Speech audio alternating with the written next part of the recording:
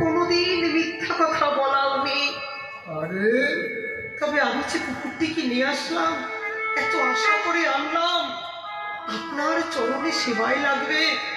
প্রভু, সেই কুকুর কি আপনার সেবায় লাগবে না? ভক্ত যদি কায় মনোবাক্যে এক বাঞ্ছা করে, ঈশ্বরের সাধ্য নাই সেই বাঞ্ছা নাই দিবে।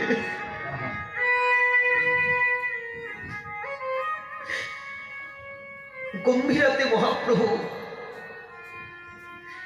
শিবানন্দ সেন গঙ্গার তীরে, কুকুরটি জঙ্গলে, আর মহাপ্রভু গম্ভীরাতে,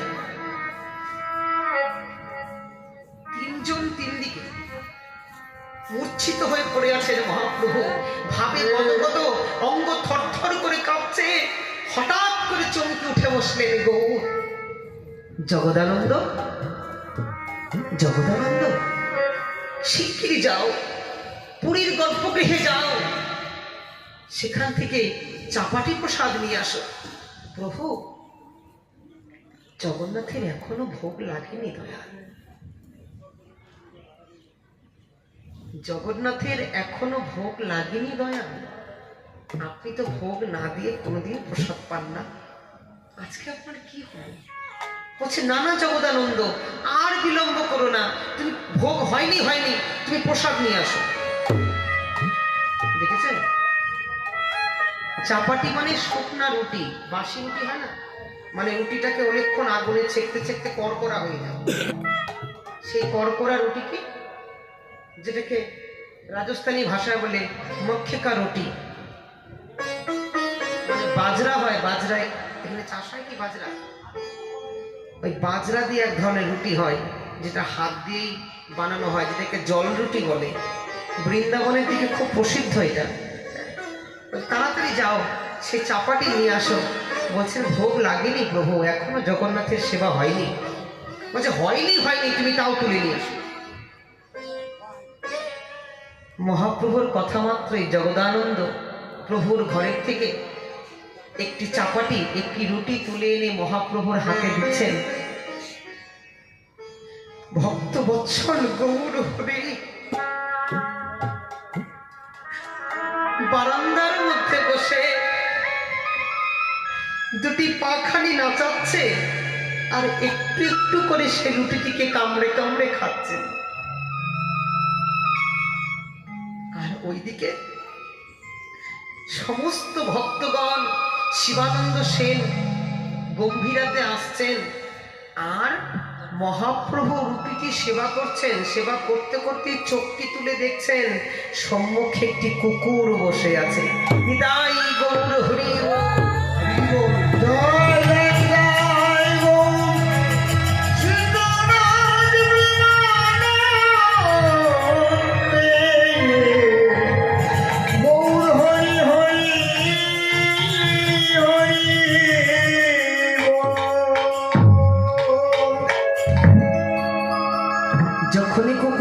সামনে দেখেছে, মহাপ্রভু কি করছে জানেন?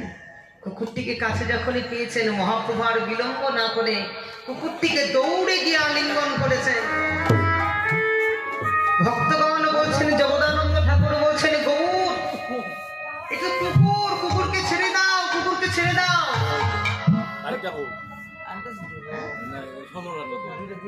প্রভু বলছেন, জগদানন্দ, তুমি জানো এই সাধারণ কুকুর নয়, ঠাকুর শিবানন্দ ঠাকুরের গৃহপালিত কুকুরে এই এমন কৃষ্ণ ভক্ত, এ আমাকে এত ভালোবাসে যে বাংলা থেকে উড়িষ্যাতে এসেছে একমাত্র আমাকে দেখবে বলে। মহাপ্রভু কি করছেন? একটু করে রুটি সেবা করছেন, আর কুকুরের গায়ে উপরে ছুঁড়ে ছুঁড়ে মারছেন, আর কুকুরটি লাফ দিয়ে সে রুটিগুলি কামড়ে কামড়ে খাচ্ছে। এইভাবে মহাপ্রভু ভাবে বিহ্বল হইল। যখনই বিহ্বল হয়ে গেল, ওগো সবাই দেখে সেই কুকুর, ওগো আগে আসে আছে মহাপ্রভুর হস্ত হইতে প্রসাদ পাইতেছে। মহাপ্রভু হাতে দেখো প্রসাদ পাইছে। সবাই দেখে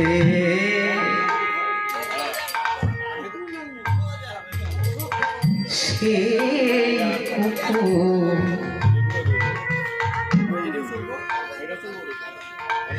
কুকুরে আগে আসে আছে।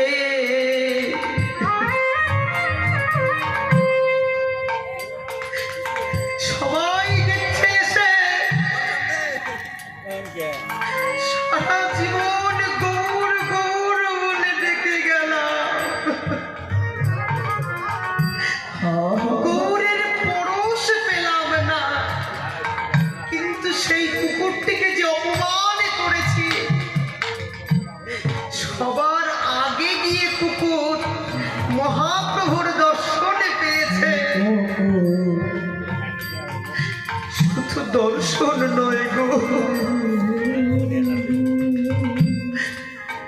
আমরা তো সম্মুখে সেবার থালাটি নেই, প্রভু আদৌ গ্রহণ করে কিনা জানি না।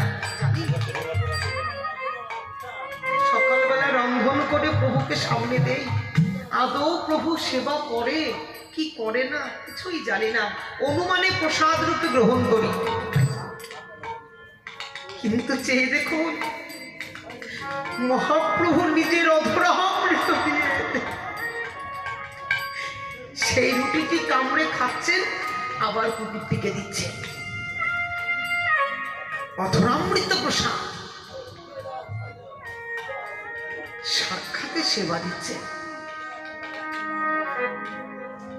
সমস্ত ব্রাহ্মণ মণ্ডলী শিবানন্দ সেনের চরণে পড়ে গেলেন।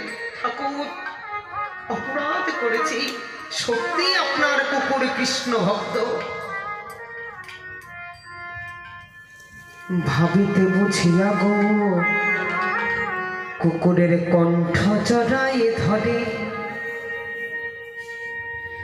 বলো কৃষ্ণ বলো কৃষ্ণ, গৌর বলে বারে বারে, গৌর বলে বারে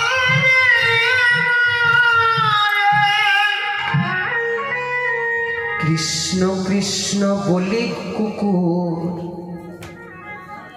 প্রাণতে জি দিল। মহাপ্রভুর অঙ্গ মাঝে বিলীন হইল। ওহি সেজন্য কুকুর হয়ে